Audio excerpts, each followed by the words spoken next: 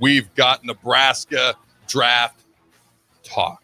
Where do we think Ty is going to go? Where's Fedoni going to go? How do we project these guys? How'd they grade out throughout this process, and how do scouts view them?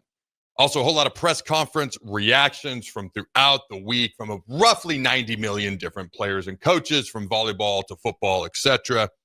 I was glad Vincent Shavers was actually. You expect Raiola, you expect Rule. For volleyball, you expect DBK, you expect Harper Murray, expect all these. I was actually excited to see Vincent Shavers get put up there. The linebacking room is so intriguing to me. You got guys like Vincent Shavers, Marquez Watson-Trent, who Raiola just named as one of the leaders on the team. You got Dawson McCullough. Okay. You've got Willis McGahee, Vincent Shavers. Jacob Bowers has now earned a scholarship and appears to be clearly one of our best linebackers.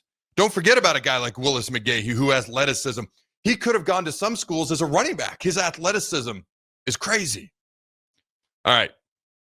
Real quick, before we dive into Ty, Fedoni, etc., this is your daily friendly reminder to go check out, if you're interested, the Carriker Chronicles inaugural football camp. You can do it at carrikerchronicles.com. The camp that is for the kids. All right. Eric Crouch, Amon Green, Zach Weger, Kenny Wilhite, and yours truly will be there. The camp, July 9th, 9 a.m. to 1 p.m. Autographs included, T-shirts included at LYF, the Lincoln Youth Football Field. It's for boys, girls, grades K through 8th.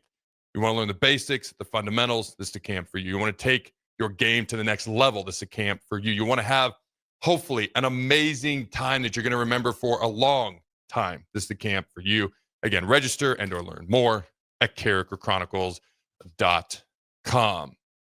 Ty Robinson. All right. I'm just going to read this from Kent Lee Platt. All right, scout analyst. Ty Robinson is a defensive tackle prospect in the 2025 draft class. He scored a 9.89 RAS out of a possible 10. This is ranked 24 out of 2,022. Wow, I didn't realize there was that many defensive tackles. Oh, from 1987 to 2025. I'm like, that's a lot of D tackles this year. I forgot it was over almost a 30-year period of time. Now you start to look at some of the things they measured. All right, 6'5", 288 pounds. He bench pressed 225 28 times. His vertical was 33.5. Broad jump 9 feet 11 inches, basically 10 feet. All right, 40-yard dash, which caught everybody's attention. All right, at the NFL Combine, 4.83. His 20-yard split is 2.8, which is pretty good. His 10-yard split, 1.7, which is, I mean, these are good numbers. Like record-setting numbers at Nebraska would be like 168, 169 for the 10-yard split. He's at 1.7. Like he'd be knocking on the door of record-setting numbers from guys who played at Nebraska.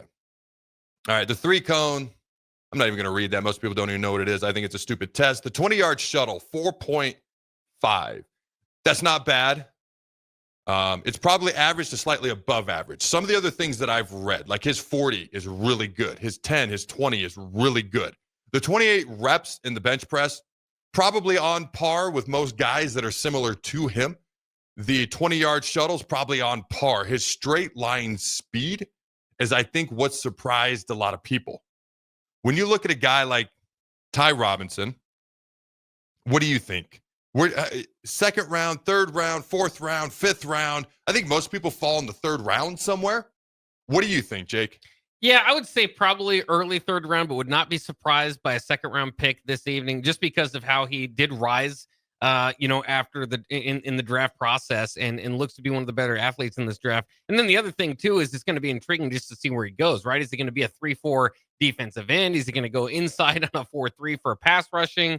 So he's got some versatility there that's going to help him find a spot in this league. And you've documented before. It could be a big decision on whether he gets drafted into 3-4 and 4-3 and his long-term implications there. But either way, that helps him as far as a prospect goes. And he's just always kind of flashed that potential, right? I think through his first couple of years, and then this year really took off. But I remember I was able to last year when Maryland came to Nebraska, I was able to work with the Maryland radio team, and they were impressed by him right away. Like, they were it didn't take him long on the field. The color commentator, who was a kick returner, I think spent some time in the NFL, said, "Oh, that's an NFL guy." So usually when you can see that, you're not talking about necessarily guys that barely make it in. And he's definitely a guy that's been moving up the boards, like I said here. So I'm hoping for a second. Not going to hold my breath. I think if he drops to the fourth, he's an absolute steal.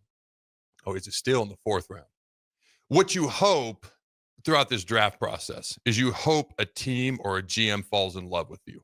Okay, in a football sense is obviously what I'm referring to. Just to be clear, I don't need some weird text coming my way, but you want a team or a GM to fall in love with you. And that's how guys get popped earlier than they're expected to. You just need one or two. You just need one, but when is their pick? What is their team needs? How does it all work out? So you just need one or two. And that's how you get popped early. If you do some things, which is what happened, I believe, to Shedeur, to rub people the wrong way, you're going to fall. Ty Robinson is not a guy who's going to do that. Ty Robinson is a guy who I believe is either going to go where he's anticipated, which is third, no later than fourth, or he gets popped late in the second. Now, it's interesting because he's expected to be the first Nebraska player drafted off the board.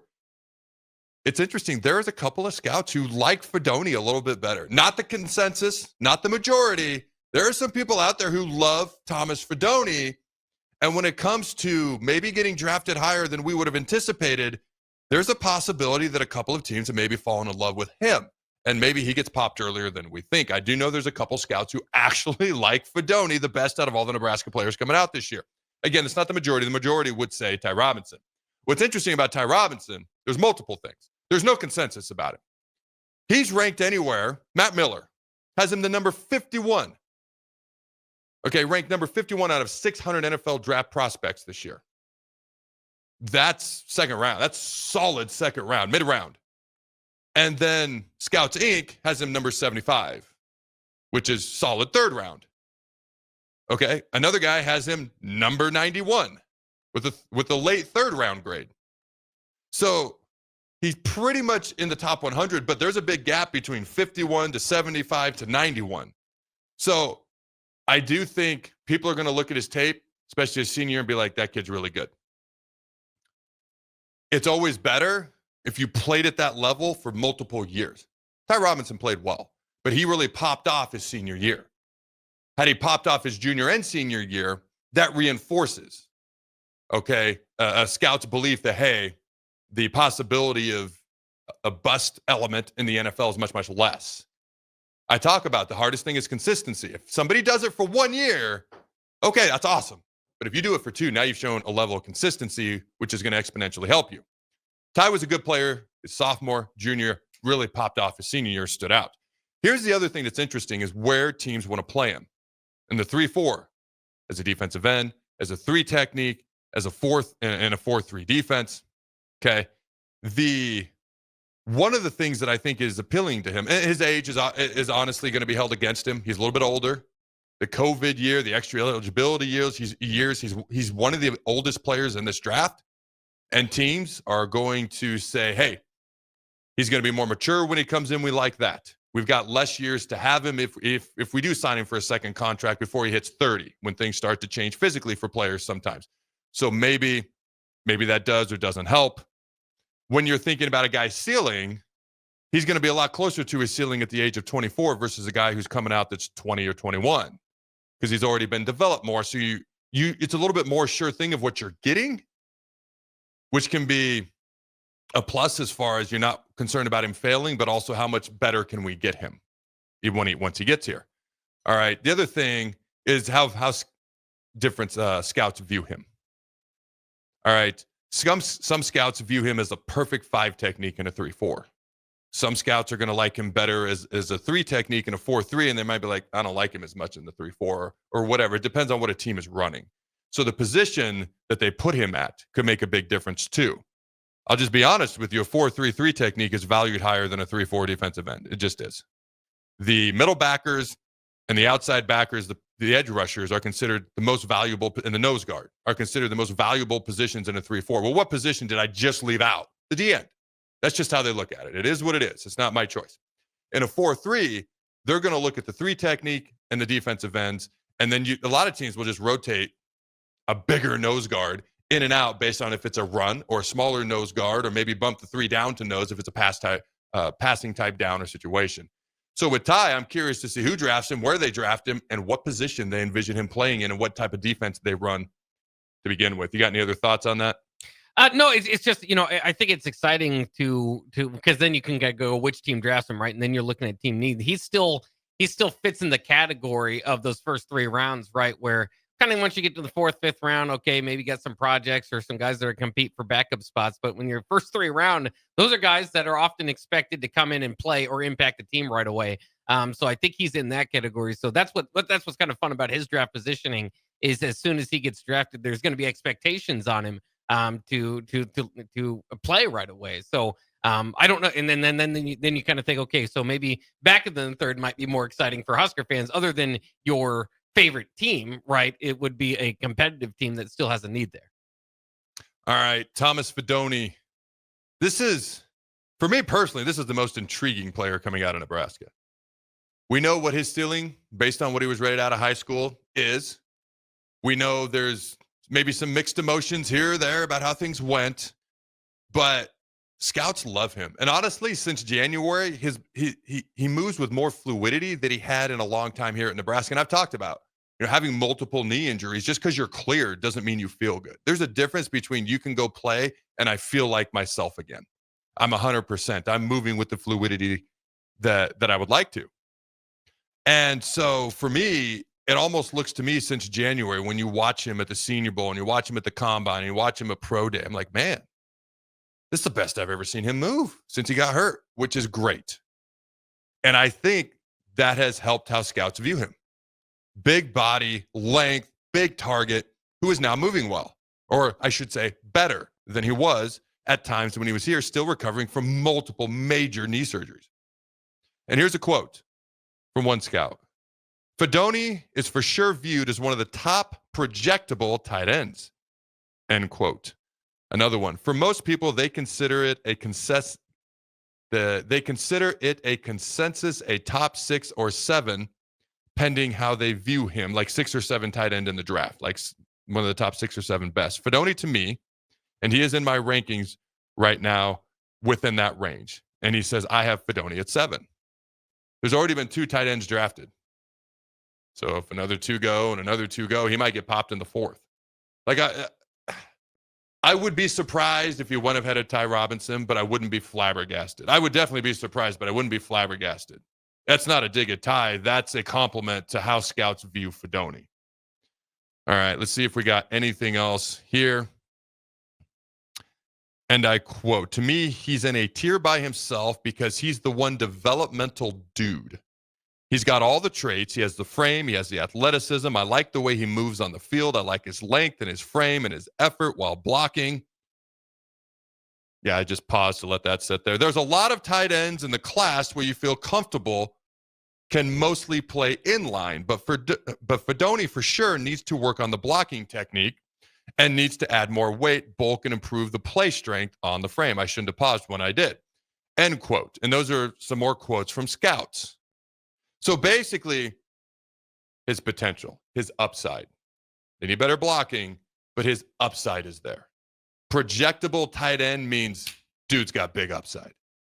So he's probably the guy that's the most intriguing to me out of just about anybody. I'm intrigued to see where Ty goes. Does Nash get drafted? Ben Scott, Isaiah Naor, who ran a 4.40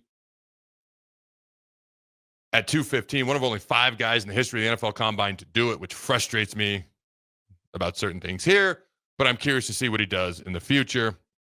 All right, just an FYI, Fidone listed at 6'4", 241. All right, a wingspan of 82 inches. What's your wingspan, Jake? Do you know? No, but one time I went to the College Basketball Hall of Fame in Kansas City, and they had a wingspan test. So I did it, and because it's like, all right, what are you comparable? Which NBA player in history are you comparable to? And it just said there are no comparable NBA players to wingspan. I think I have a short wingspan is what I'm getting to. I was going to say you've got the largest wingspan. They don't compare to you. You got to go that way with it. You got to go the other way. No, I don't think I was born to be an NBA player. All right. The next guy listed, and we can go with whoever here, but Tommy Hill's listed next. All right. 6'2", 210 pounds. Like, he's a big athletic corner. wingspan of 79 inches. All right. My take on Tommy, top 3-round talent, struggled last year. You can blame plantar fasciitis. This is a guy that moved from DB to receiver to returner to DB. It was like, oh man, there's a lot. This Eric Chinander defense doesn't fit. The Tony White defense fits better. Then all of a sudden he's struggling, and then he's out the last 2 games of the year. Was it plantar fasciitis, or is there a bit of a ping pong ball effect here? With all due respect, I felt like there was more of a ping pong ball effect, and you can connect the dots of where I'm going with that. But if he starts to put things together, he's got the talent to play for a long time. The question is, will he do it? What say you, Jake? Well, I mean, I kind of put everybody else in the same category, which is a late round flyer with mostly potential. And that's why you kind of get in that late round. If you're more proven, obviously, then they're going to feel more comfortable taking you. Tommy Hill, like you said, very athletic, but it's just, the career, it's not just that it was up and down. It was really down toward the end, Yes. right? It got to the point where he couldn't even play at Nebraska. He was never a lockdown corner. Nope. He did get a few picks last year, which kind of got him some hype going into the season. Then the Colorado game, and all of a sudden you moved him up to the kind of the first round in certain drafts. And that tells you he's got the athleticism that it's not like, okay, put on pause, he can't rise that high. But man, it just really kind of flamed out there toward the end. A lot of hype around Shedeur Sanders and Travis Hunter. You can put that Colorado tape on, not just the pick six. Remember, Yep. Travis Hunter was talking trash the first half, not so much trash the second half. I mean, that was Tommy Hill's day, but it just did not go right after that. I could not talk. I would have a hard time as a GM doing anything but a 7th round flyer on Tommy. I forgot to mention Fedoni's 40-yard dash time. If you didn't know, he ran a 4.78 40, 2.74 20-yard split, 1.81 10-yard split. And to show you how good Ty Robinson's times were, his 10-yard split was 1.70. Like when I told you he was knocking on the door of record-setting 10-yard dashes at Nebraska, Fedoni, who's moving well, ran a 1.81. Ty Robinson ran a 1.7 and weighs, Fedoni's 243, weighs about 45 pounds more. It's not a shot at Fedoni. Ty Robinson is a guy that might get popped early or could be taken behind Fedoni. The draft, it was great TV last night. It was awful listening to Mel Kiper. Oh, my gosh. But it was great. Austin did the smart thing. He changed the channel to the NFL Network. Why didn't I think of that? But and now it's like, all right, who's going to go where? How's this going to pan out? The next guy, Isaiah Nayor, talent galore, talent galore, talent galore. Similar to Tommy Hill. Can they put it together? Can they find a way to do it? Again, the 4-flat 40-yard dash. All right, 218 pounds. I said 215, 218. All right, 6'4", vertical 38 inches, broad jump 11 feet. I mean, the dude's explosive, explosive and fast. 20-yard dash, 2.55, 10-yard split, 1.58, 20-yard shuttle, 4.27. And they rated him, let's see. They didn't give a rating. It says athletic testing on a scale of 0 to 10 is 0. That's not right. So I don't know what the rating is, but I'll tell you right now, those are athletic scores for a receiver that size. Can he put it together? Who else we want to chat about? Ben Scott, Nash Hutmaker. I've kind of talked about Nash Hutmaker. He may or may not get drafted. Somebody's getting a diamond in the rough. That's how I feel about Nash. You want to take Ben? Yeah, I mean, it's kind of, the same type of thing. Hopefully, we'll definitely get a look. We'll see if he can sneak in there. Hasn't necessarily been projected in there. But again, I talked about this yesterday. He's specifically been working on center. He played some tackle at Arizona State. When he came to Nebraska, it was supposed to be a 1-year deal. Turned that into 2 years. So we thank him for that. And it was all for this day, right? For this preparation, because that's where he thinks his long-term opportunity is. So unfortunately, probably didn't put enough. But I mean, we've talked about it. He's been one of the best, if not the best, offensive lineman of Nebraska the last couple of years. So the opportunity will be there. Again, maybe late round flyer, but most likely as an undrafted free agent. So I saved this tweet from Michael Severe. It's about a month ago. So there's probably some information in here that are out there that's not been factored into this, but I thought it was interesting. He kind of went through everybody, NFL draft guesses for the Huskers. Ty Robinson, he said 3rd or 4th round. I think now they would probably be a solid 3rd, maybe 2nd if we were to update that. Thomas Fedoni, 4th or 5th. 4th or 5th is fine. I'd be surprised if he goes 6th, maybe 3rd if somebody falls in love with him, which some people may have. Nash Hutmaker, 7th to undrafted free agent. Isaiah Nayor, 7th round undrafted free agent. You got any major disagreements with any of that so far? Not necessarily. I'm just going to go on the opposite end of Fedoni. Not because I'm not part of team anti-Fedoni. I know there's a small group of Husker fans that are that. I just still, I just, it's a lot of what he was able to do post Nebraska career that has kind of risen him again. But still, just kind of watching through the tape, I think he's probably more of a 6th round pick. But you could be right. I mean, there are people out there. It's a deep tight end class, so that doesn't necessarily help him there. But again, he's a lot more kind of falls into Nair, Tommy Hill, all these other kind of guys that we're talking about. Maybe more of a project, and I just don't know if you're going to take a 4th-round project, even 5th round, like top end, you're still hopefully getting kind of something more than a project out of that. I think my gut just tells me somebody's going to fall in love with him and pop him a little bit sooner. I think, in my humble opinion, the best player going into this draft coming out of Nebraska is Ty Robinson. You got Nash is going to be the diamond in the rough. That's my prediction. Tommy, Isaiah, the ceiling is through the roof. The floor goes through to the basement. It just does. It depends on what they want to do. When it comes to Thomas Fidone, again, he's the most intriguing guy to me. What happens here? If you go by purely what happened at Nebraska, good, not great, moving better, feeling better now. I believe somebody's going to fall in love with him, maybe pop him a little bit sooner. So maybe it is 4th or 5th round. Now, I didn't necessarily give my take. I probably wouldn't do that. And I'll be honest with you.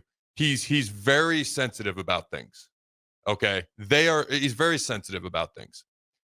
That would make me leery because you are scrutinized to the gills in the NFL.